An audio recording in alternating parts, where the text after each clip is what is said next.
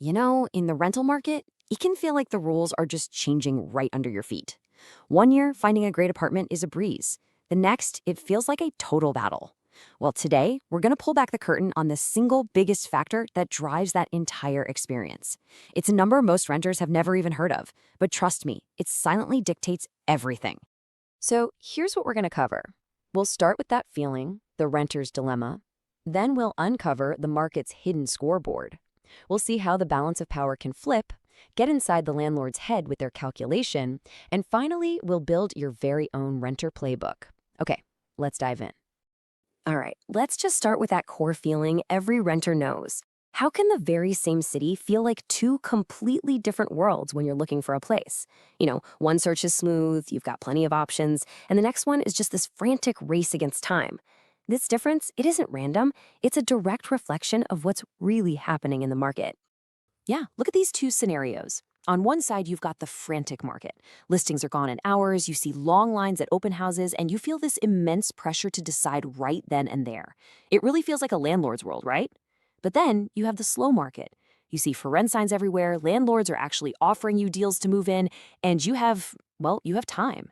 Time to breathe, time to choose. It's a renter's world. So what's the switch? What flips us between these two realities? Well, it turns out this whole shift isn't about feelings or luck. It's all driven by one key number. You can think of it as the rental market's hidden scoreboard. And that number is called the vacancy rate. It's actually super simple. It's just the percentage of all the apartments in a given area that are empty and available right now. So if a building has 100 units and 5 of them are empty, that's a 5% vacancy rate. It's really that straightforward. But here's what's really happening. The vacancy rate isn't just a boring statistic. It is the most direct measure of supply and demand that we have. It tells you whether there are more renters looking for places than there are places available, or the other way around. It really sets the whole tone for every single conversation you're going to have. So how does this one little percentage point flip the entire power dynamic? This is the key. If you get this, you can navigate any rental market out there. Just look at this seesaw. It shows it perfectly. When the vacancy rate is low, meaning there are very few empty apartments, the competition among renters is fierce. Landlords have all the power. But when that vacancy rate is high, the whole thing flips. Now, landlords are the ones competing for your attention, and suddenly your bargaining power goes way, way up. Now, to really get an edge, you have to understand how a landlord thinks. There's this one counterintuitive calculation they make that really drives their decisions. And honestly, this is the part most renters just don't see. So what do you think a landlord's biggest fear is? An empty apartment, losing money every single day it sits vacant, right? Well, yeah, that's definitely a concern. But for a lot of property owners, there's something they're actually even more afraid of. And what they fear more is locking in a low rent for an entire year. See, from a purely financial point of view, the long-term hit they take from a discounted rent can actually cost them more than just having an empty apartment for a few weeks. So they're often willing to wait for the price they want. Here's the math they're doing in their head. Option A, they could lower the rent to get someone in there immediately.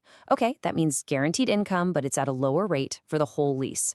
Option B, they hold firm on their target rent, even if the unit stays empty for, say, a month. And if you run the numbers, option B often wins. The total income over the year ends up being higher, even with that gap at the start. This is exactly why you sometimes see a perfectly great apartment just sitting there empty. The owner is playing the long game. Okay, so how do you as a renter actually use this information? It all comes down to learning how to read the signs of the market and then just adjusting your strategy to match. So if you're seeing fewer listings online, there are no move-in specials anywhere, and rents are clearly climbing, you are in a landlord's market. That means vacancy is low. Your strategy here is all about speed and preparation. Get your documents, your pay stubs, your references, get all of it ready to go. Because in this kind of market, being decisive is your best friend. Now, on the flip side, if you're seeing tons of available places, ads for 1 month free are popping up everywhere, and landlords seem super responsive, that is your signal. You are in a renter's market. Vacancy is high.